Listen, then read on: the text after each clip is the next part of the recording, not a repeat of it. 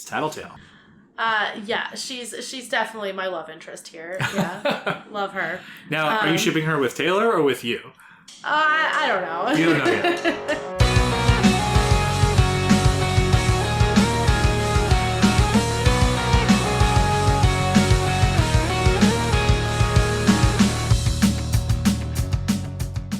Welcome to Inchworm, the podcast where we're inching through worm. I'm Jenny. And I'm Ted. This was a very exciting chapter. Ooh, yes. So this is chapter 1.5. Yep. Yeah, overall impressions before we get into the summary. But yeah, we had more exciting action. We had Taylor defending herself, and then we had the introduction of a bunch of new characters and the introduction of a difficult good guy, bad guy dynamic that Taylor is caught in the middle of. So, ooh, I can't wait. Yeah. All right, so it is my turn to summarize. Do you want me to take it away? Okay. Tell me what we just read. All right. So, we last left Taylor standing on a roof, and Lung, who was turning into a dragon, had just heard her with his super hearing. Dope! I mean, she had been attacking him with bugs, so but her bugs were mostly gone, and he had mostly turned into a dragon, so that wasn't going to do much good anymore, and he knew that she was on the roof. So she was in a tight spot, and what happened was that he jumped onto the roof. He actually jumped most of the way up the building, but, then started climbing up onto the roof. She did a quick mental inventory and decided the only thing she had that was useful at her disposal was pepper spray. Okay. Which is ironic. She's got all these bugs, but she's going to use pepper spray. So she does use pepper spray, and it's pretty effective. She gets it in his eye, and he is very upset. But she can't actually fight him. He's a dragon. She doesn't even have a weapon. So she is kind of crouching, and she realizes he can't see her because she pepper sprayed his eyes.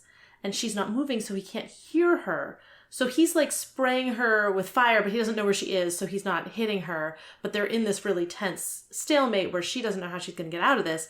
And then some other big monstrous beast crashes down on the roof with them and like knocks Lung over and then like knocks him off the roof and goes with him. And they're like fighting in the street. And then two more big monstrous kind of dog beasts land on the roof. And it turns out there is this other gang led by this guy in like basically motorcycle leathers named Gru, and he's with a girl named Tattletale who immediately knows what happened to Lung. Gru is like, what happened to Lung? And she's like, pepper spray, like these various insects. And we're like, okay, so Tattletale knows stuff. And there's also this guy named Regent. We don't really learn that much about him. And the girl controlling these big dog beasts is Bitch, aka Hellhound. She likes the name Bitch. The media and the good guys, as they say, paint her as Hellhound. So this gang is like, thank you so much for taking Lung out. We thought, we were going to get clobbered by him and his gang. He apparently is not doing well after all the venom and the pepper spray. He's going to be feeling it in the morning, they say. They're planning to just kind of get out of there. I guess they've taken him out of commission enough that they can all just leave, and they invite her to come with them. She, meanwhile, has not really said anything. She's like, yeah, I didn't want to say anything to make things worse, so I'm just gonna be quiet.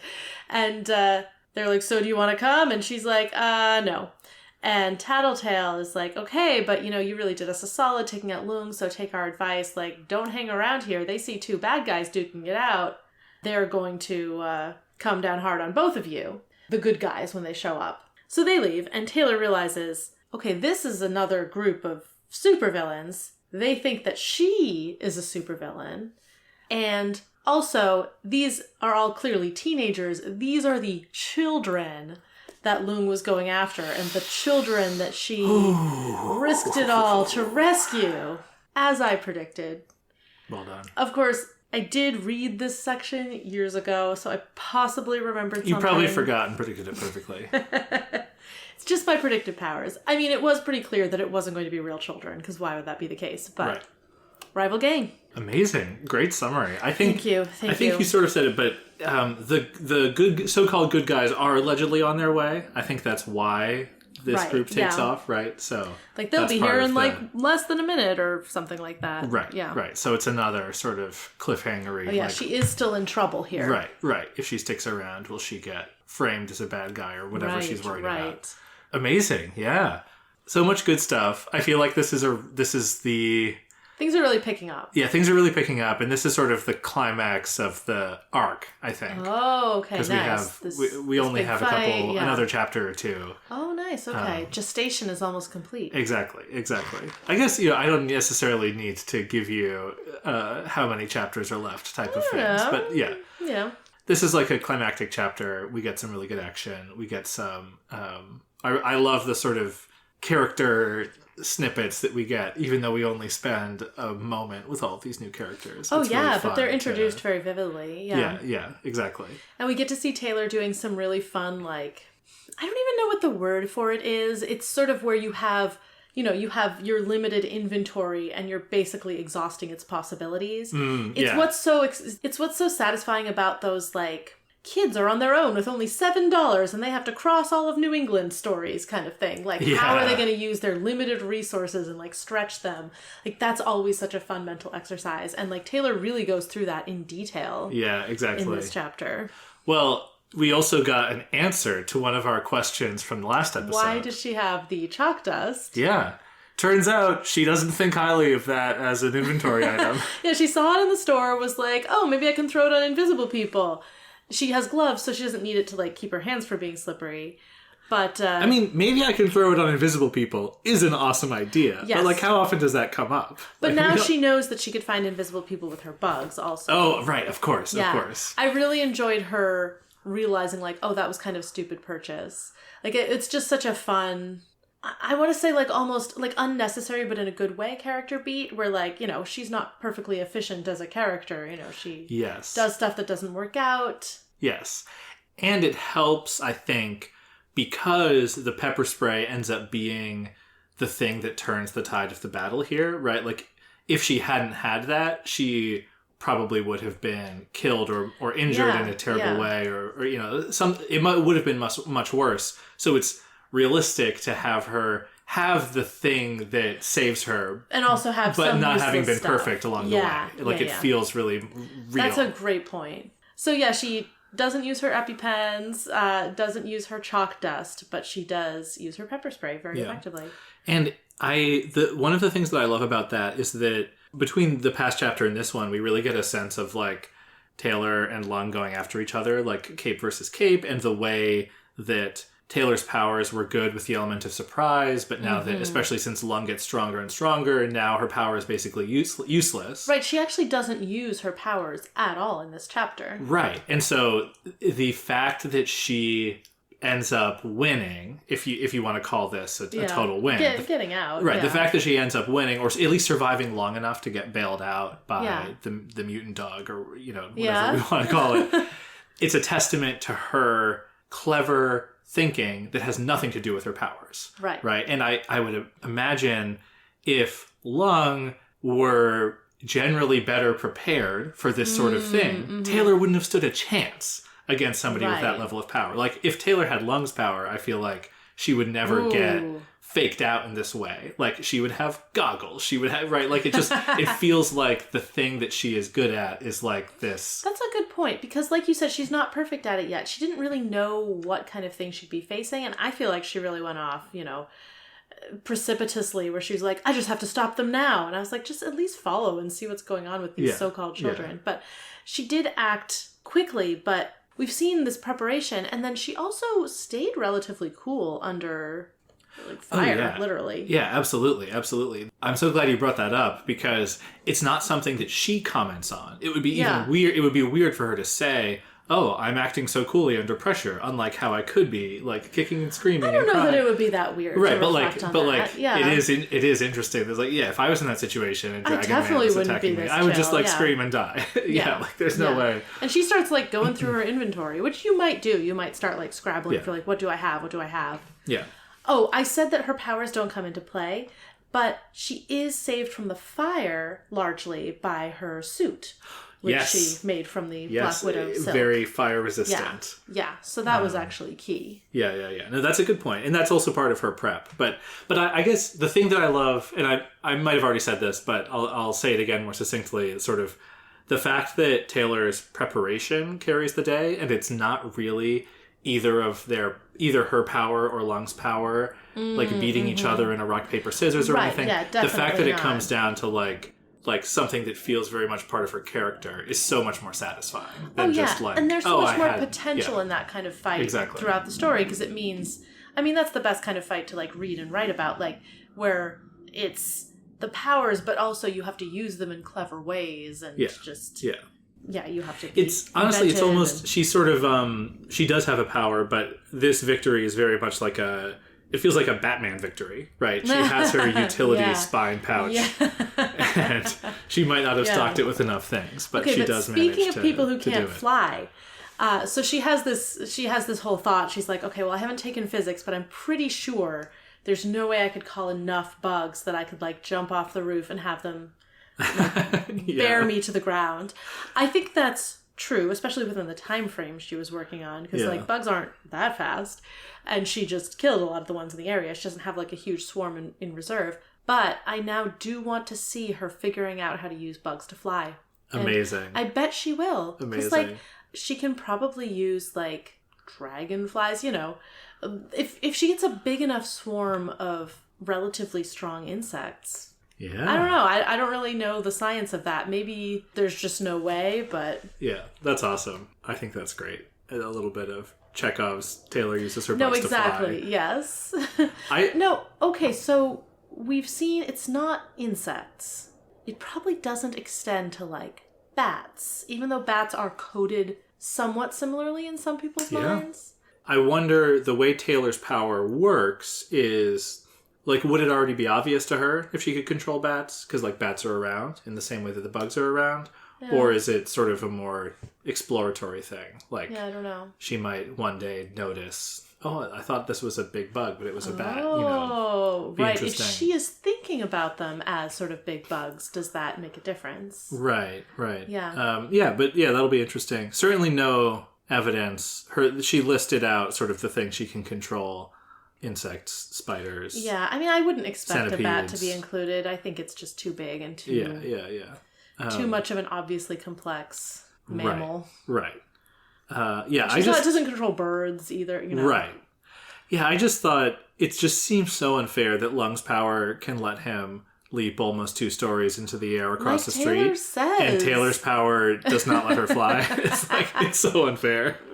Like Taylor says, how is he not an A-lister? Which raises all sorts of questions. Like, are there real lists, or is this just like he's not talked about as if he's a really important person? Well, this is one of the questions I wanted to ask you. Oh, yeah. That came up. I will say that I think Taylor is relatively interested in the local Cape scene. Mm-hmm. So I think she has a like layperson's informed opinion of kind of like relative strength of like the gangs and the supervillains and things, and maybe some in Brockton Bay and some sort of in the world at large, right? Mm-hmm. So, like, I would believe her that to a layperson, Ung is not considered an A-list superhero. Well, so, like, why not? He seems really strong.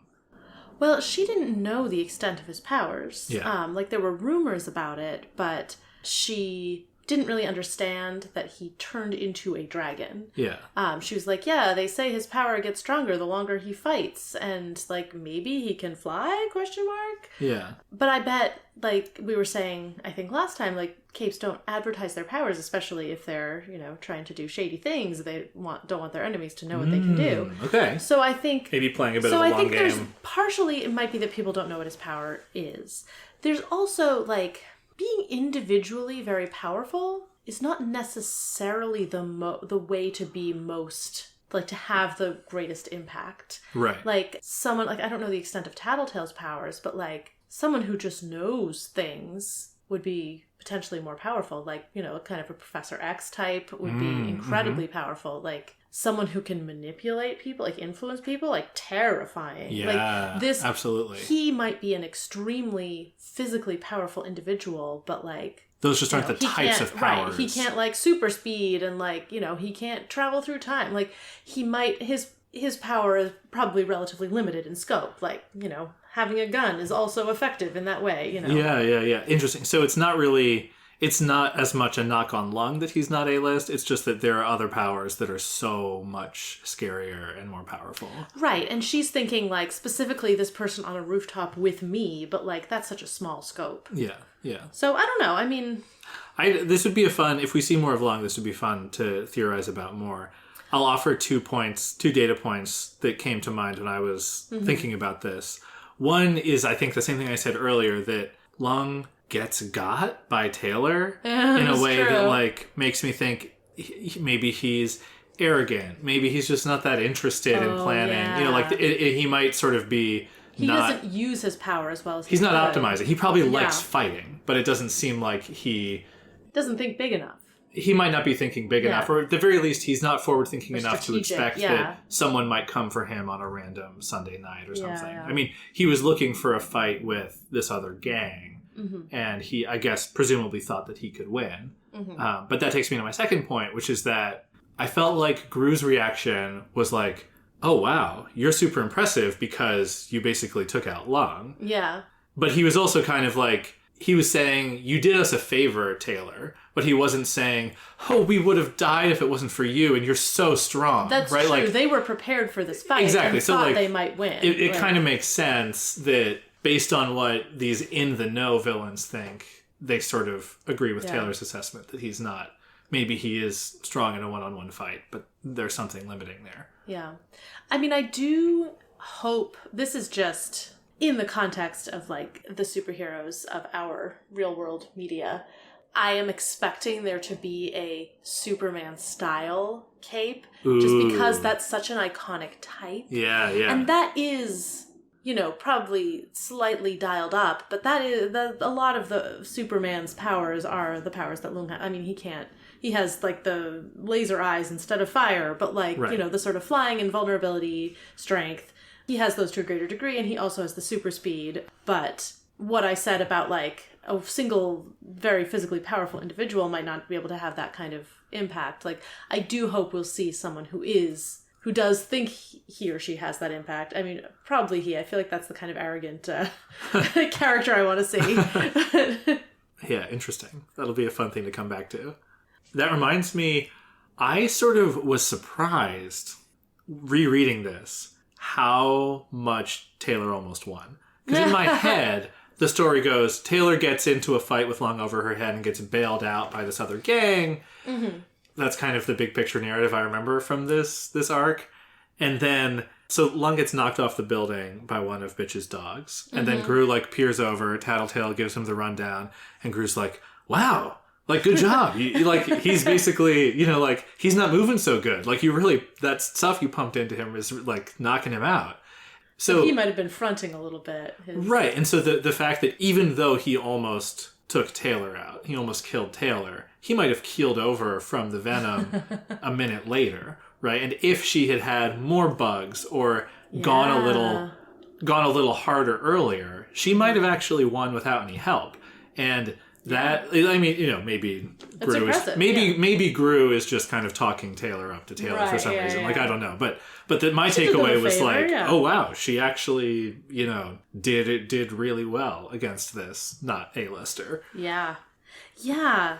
It was very funny when she was like, yeah, so he has jumped up on the roof. She sprayed him with a pepper spray. She's like, okay, I can hurt him, but I can't actually capitalize on that. Like, I don't even have a weapon on me. She's like, really got to get, like, a knife or a baton or something. Yeah. And I was like, because if you had one of those, you could fight a dragon? Like, like, maybe in general, sure, but, like, I still don't think that would be helpful at all in this situation. Yeah. You don't want to go hand to hand against a dragon. That's probably true. I do agree that it would be good to have those kinds of things in your utility belt. Right. But, yeah, that's very funny. I am glad. I feel like a different character might have gone in thinking, like, I have bugs, I have all that I need.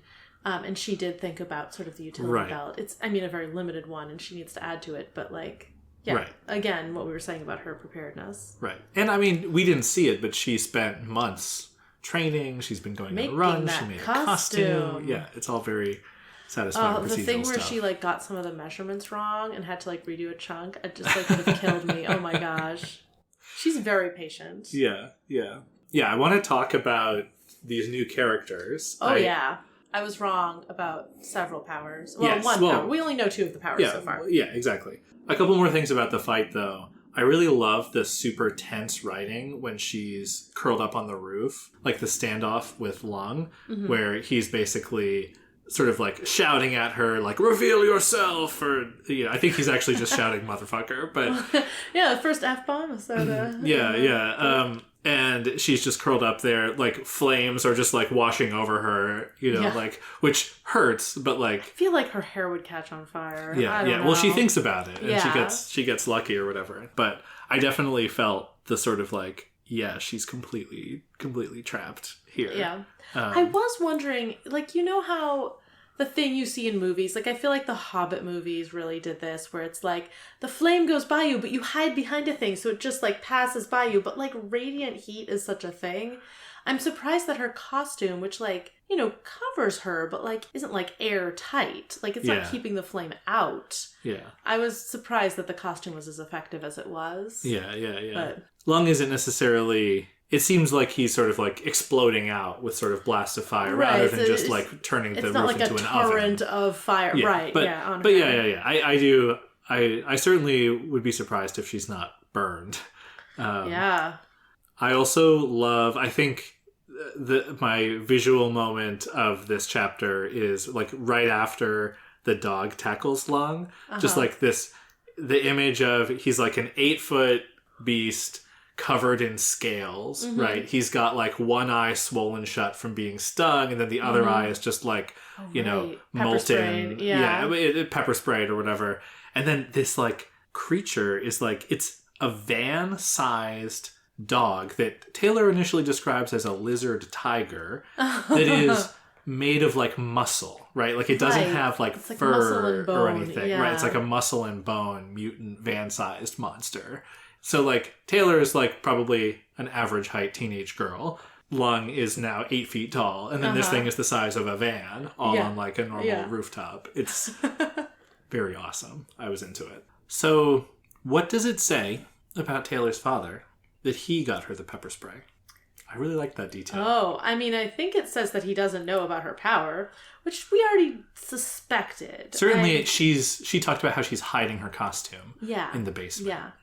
And so I would definitely assume that he doesn't know about her power from the pepper spray, but he seems to be protective, attentive, but like also wants to give her independence and like wants to arm her. Right. You know, is worried about the world and its effects on her. Right. Her safety in it. Yeah.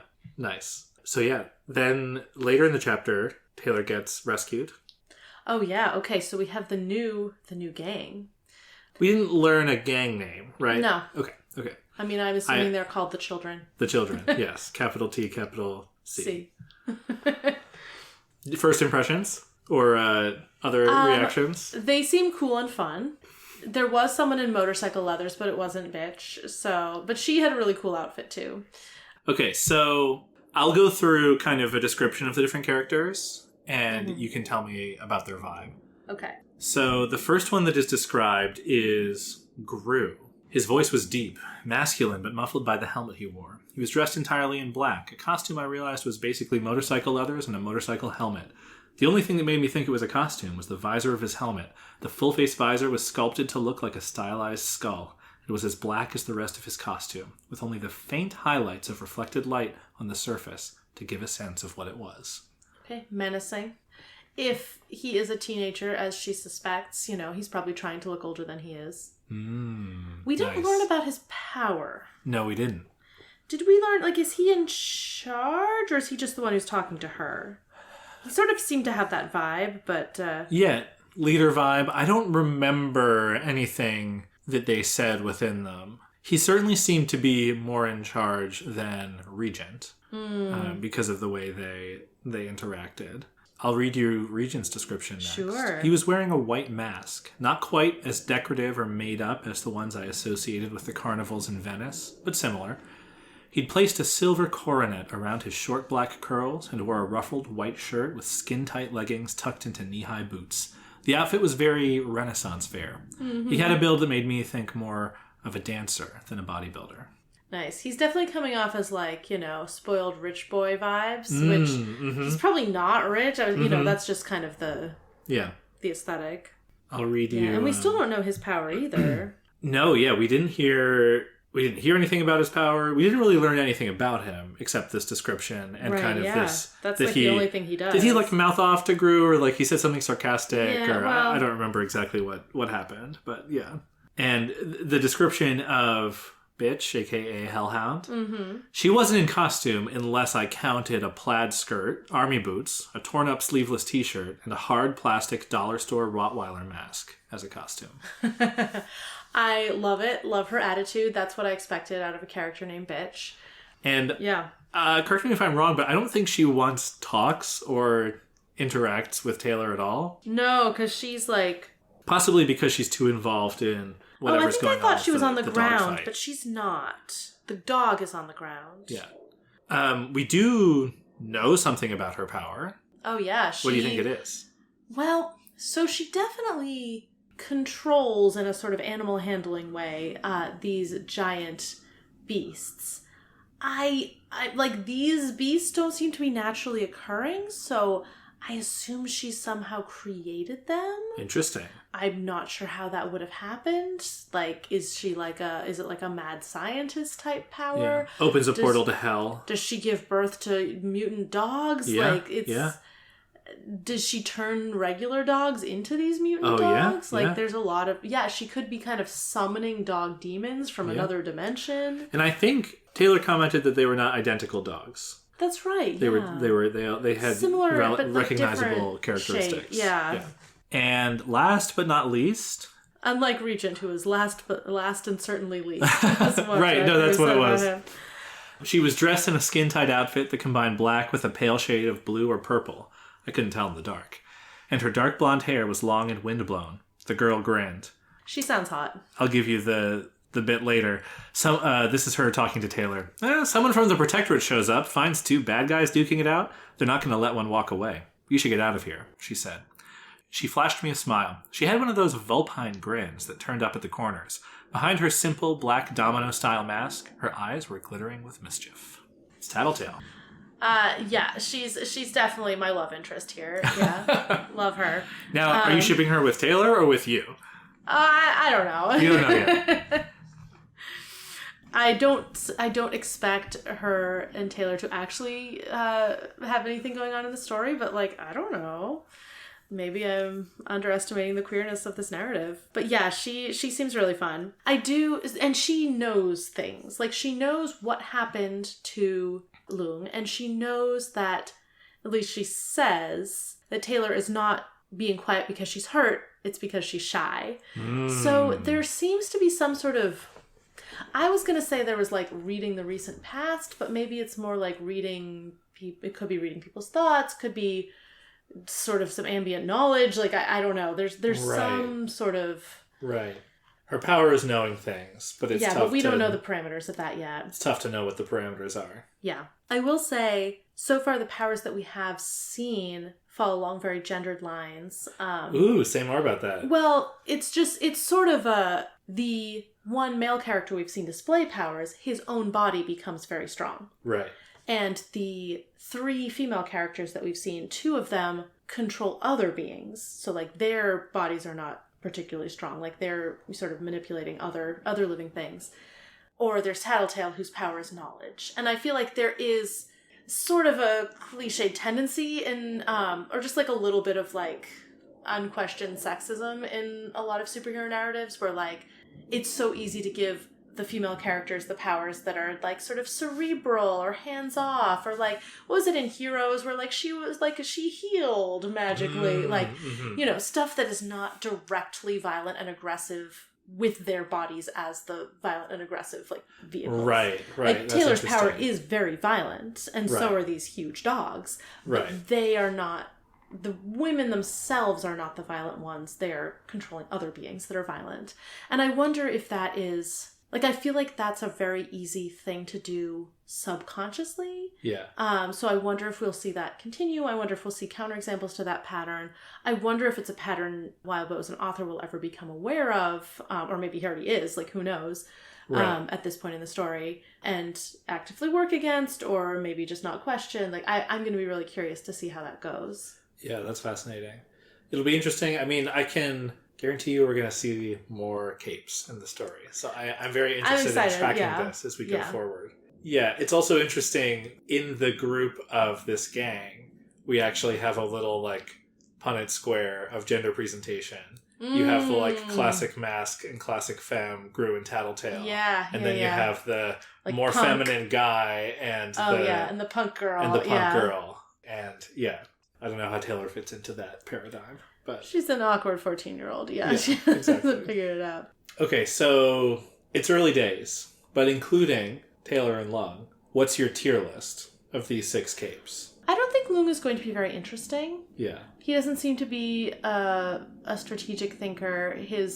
He has this sort of brute force situation. Yeah. I mean, he's cool. He is cool, definitely. But, like, personality-wise, I think we haven't gotten a lot that's, like, compelling about him. So I suspect he's not going to be a big part of things. This group of 4 seems like they're going to be really interesting. Like, I could definitely see Taylor, like, falling in with them. I don't think because they just left. I don't think I read far enough the previous time to know, like, if she meets them again. But I'm assuming that, like, they're going to be very important characters. Yeah. In terms of, like, power, I don't know. It's tough. It's, like, hard I'm to know. asking you to make a tier list with basically no information. Yeah, I mean, I don't know 2 of their powers. Tattletale, how powerful she is really depends on how much she knows. Taylor's power, I still think, is, like, very underexplored. Okay. It seems like at least Bitch is really, has really done a lot with her power. They all have these, like, monster steeds. Like, amazing. Yeah.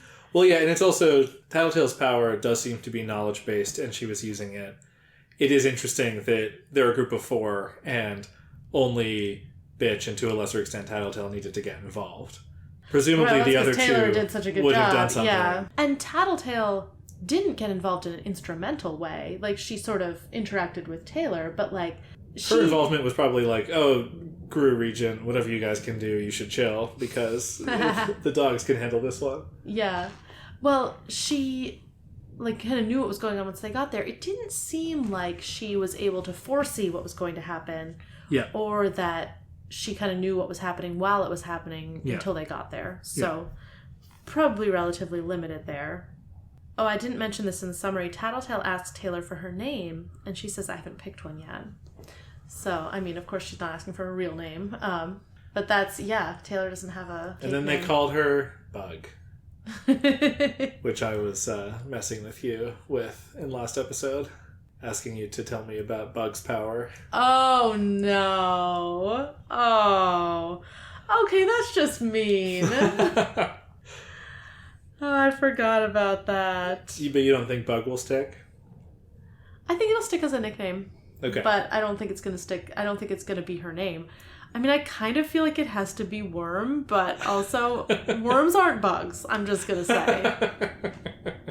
Not bugs. What did you make of how Taylor reacted to them? It's such an interesting trait in a protagonist to have her choose, be like, well, I don't know what to say, and I don't want to make things worse, so I'm just not going to say anything. To me, that is, like, exactly the behavior she has displayed and she learned from her bullies in the first chapter. Yeah. When they're, like, taunting her. Very consistent, yeah. And she's like, well, I know if I say anything, it'll just make things worse. It's a very distinctive trait. Like, I feel like most people would not display that trait. Yeah. And it also... I feel like it's the kind of thing that's going to have to change somewhat. I mean, it might just change because she's going to get to know a bunch of these characters, and so she won't be as tongue-tied. She won't be in quite the position of, like, no power that she is in here. But it's tough because having a protagonist that doesn't say much, I feel like, opens you up to having a really passive protagonist, which can be bad. Mm-hmm. I don't actually think she's going to turn out to be a passive character. Yeah. But it can be... It can make the writing prone to, like, using the character as, like, a lens on the world rather than a sort of an agent acting in the world. Yeah, and I think that is kind of how this scene goes, which is what you want for this scene, but like I don't think it's what we want for Taylor going forward. So I'm hoping she gets over that. It strikes me that there's I'd call it a Doyleist reason to have Taylor not talk too much in this scene, is that she's left with the realization that they mistook her for bad guys without actually stumbling over and being like, oh, so like, what superheroes do you guys work with? And then being like, oh, honey. Yeah. You know, like, so maybe we'll get that scene the next time they meet. But that's kind of what I said. Like, it's very convenient that she didn't have to say much in this scene. It seems like it actually worked out for her really well in that she didn't put her foot in her mouth with people who are currently quite impressed with her. That's true. Though, does she want this group of people to be thinking that she's some kind of villain? I mean, for all we know, if she'd said, oh my god, you're bad guys, then they would have gotten into a fight. And that's possible. Who knows how that could have She's not any bugs left. Yeah. Yeah. I don't know how the bugs would have done versus those huge hellhounds. No, definitely. Maybe they could have stung their eyes. I'm really intrigued by the construction of bad guys and good guys. I think we've talked about it a little before, but like, is it just being a criminal versus being vigilantes can be criminals too. Like, is it just being a criminal versus working with an organized group? Because like Taylor goes out and is like, I'm a good guy. Like, I mean, I'm pretty sure she's thinking of herself as a hero when she goes out. She's like, I will stop damage to children and stuff. So how would the Protectorate define, like, are there freelance heroes that they recognize as heroes working in the city? And what draws that line? Like, what are the social dynamics of the capes, I guess, and how is the good group and the bad group defined? Right. That feels like an overly simplistic distinction for a world that is already as complex as this one. Right. Yeah, I think the way Taylor puts it is when it clicks for her after the thing that Tattletale says about like, yeah, it's, when they come to clean things up, they're not going to just let the bad guy who won go. Yeah. She thinks, I could have cried. Like, not only was like the innocent people that I used to justify what I did, they were actually bad guys. Villains. Yeah. They were bad guys. They think that I'm a bad guy. What does that mean? And what does that mean? It's like, what does that mean? It's so relatable. It's like so teenagery. Yes. And I also love that it's an immediate like plot and character challenge to Taylor. Like she had what is almost unquestionably a victory in her first ever superhero fight. But she doesn't leave this with like a bunch of new teenage superhero friends who like it's now she can fit in with. Yeah. It's actually a setback because her first outing. That's really good story construction. Exactly. Her first outing immediately puts her on the back foot with like, oh, like, did I do something wrong? Like, I just intervened in this turf war between supervillain gangs, and like, how can I explain this? Or like the menace of people thinking she's bad. Yeah. I feel like if I had read this closer to Taylor's age, it would be so much easier to conceive of like, obviously I'm a good guy. Oh no, these are bad guys. Like, just, I feel like that distinction, it's hard for me to imagine that it's anything except like social propriety. Yeah. Sort of the ones who like make nice to the mayor versus the ones who like, are somehow seen as like get off my lawn troublemakers. This teen gang did not strike me as, there's nothing about them that suggests they're revolutionaries or anarchists or fighting for some greater purpose. There's also nothing to suggest that they're really like seedy, awful people. They just they're probably not murderers or drug dealers. Like there's kind of nothing about them except they're like a group dynamic. They seem like they're not too stuck up. Yeah. But I have to wonder if there's like a group of elite capes who want to have a monopoly on, actually using their powers because they think they can do it the best. Yeah. And who sort of villainize anyone else. Right. It's like if you're not in the club, then you're bad, even if you haven't like broken specific laws or whatever. Maybe if you are a vigilante or vigilante gang, even no matter how quote unquote good you are, maybe people don't see you that way. Right. Yeah. Very interesting. Which like, I mean, maybe that might be true. Like, the state monopoly on violence is a thing that can be debated, but like, right. But we don't even know if there's, like, is the president a superhero? Like, right, we don't know. In this case, like, you have people who are just sort of inherently, they aren't people who own guns, they're people who are guns. Right, so that's, right. Yeah. No, but it'll be very interesting to see as we learn more about all that stuff. Yeah. I think that's all I got. Anything else you wanted to say? Well, just do we have any... are there any capes in the next chapter? There are 2 new names that I'm going to give you, and then maybe we can do some predictions about what's coming next. First up, Arms Master.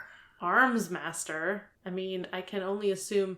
My first thought is just someone with a lot of guns, but that's not really a power.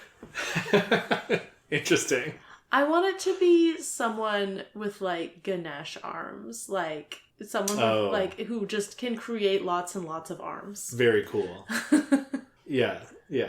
Maybe like a well, I'm thinking of kind of like the Pokemon, who's like a martial arts Pokemon with a lot of arms, Machamp. Well, maybe like telekinesis would be a good power for, because you could like, they could like stop a bullet coming towards them or something. Very cool. Yeah. What can you do with only your arms? So I don't know if capes have taglines, but that could be Arms Master's tagline. And then Bakuda. Bakuda? That doesn't really mean anything to me. I don't even know what language of origin that is from. I think it's for your between episode or next episode research. I believe it's derived from a Japanese word. That sounds right. Yeah. Bakuda. I mean, I don't know it's the again, meaning of I think that. Similar to Lung, it's not a direct translation. It's sort of a bastardization. Okay. Well, all right. So I don't know. I think it's someone who can control water. Cool. Love Waterbender. That. Yeah. Hydrokinetic something. Yeah. We've had Lung. We got to get all of our elements in here. Perfect. All right. And then what's going to happen next? So what I'll tell you is this is the last chapter in the arc coming up. Okay. Is the next one. So. I mean, I want to meet the Protectorate. Okay. Yeah, they're going to show up. Yeah, from PHQ. They're going to try to clean things up. Much as the smart thing would be for her to get away, I think it's much more interesting if we get to actually see the Protectorate. So I don't know if she will make herself known to them. Like, she might kind of hide in a shadow somewhere. She's just like a 14-year-old kid. She can probably just hide. Yeah.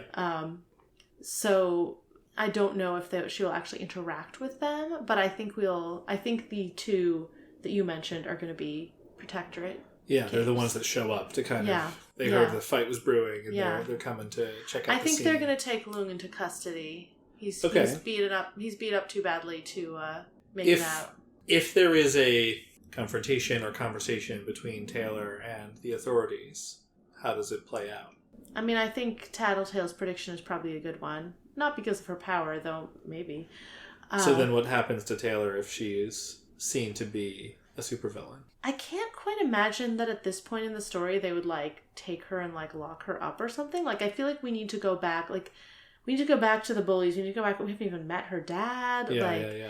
I feel like this first excursion, she should really go home afterwards, like, shaken, but, like... Yeah. Able to go back to her normal life. Maybe they aren't able to figure out who she is. Like, they only figure out, like, they're like, oh, this is, like, some villain. But, like, they don't figure out her real identity, so... I guess that's the point of she's having able to mask. sort of escape or get away, even if they notice her. Ultimately, I think yes. Yes. Yeah. Ends with her seeing the authorities and then going home.